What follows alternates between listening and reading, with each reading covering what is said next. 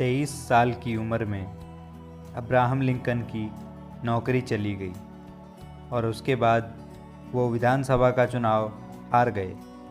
अगले ही साल उन्होंने बिजनेस की कोशिश की, लेकिन उनका बिजनेस भी फेल हो गया। वो बहुत अच्छे वकील कहे जाते थे, लेकिन उनकी वकालत भी कुछ ज़्यादा सफल नहीं रही। 1834 में जब उन्होंने फिर से चुनाव लड़ा तो उस समय वो विधानसभा का चुनाव जीत गए, मगर उनकी ज़िंदगी आसान नहीं थी। अगले ही साल उनकी शादी टूट गई और उसके बाद वो 2 साल तक डिप्रेशन में रहे।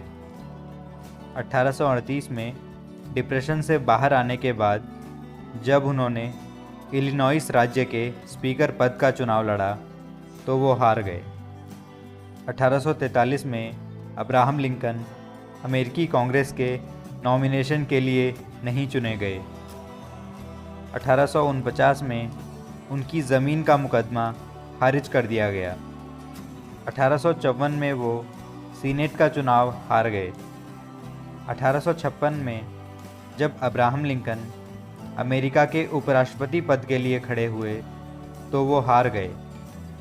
1858 में उन्होंने फिर से उपराष्ट्रपति पद के लिए चुनाव लड़ा और वो फिर से हार गए।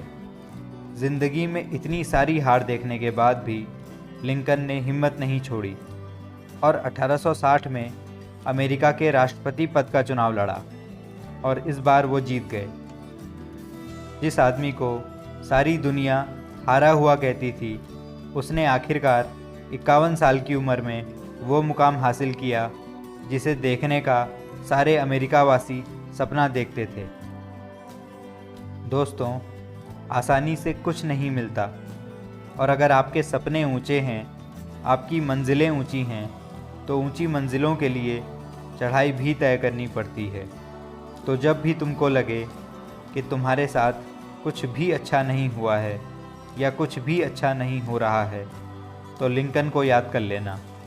वो कर सकते हैं तो तुम भी कर सकते हो।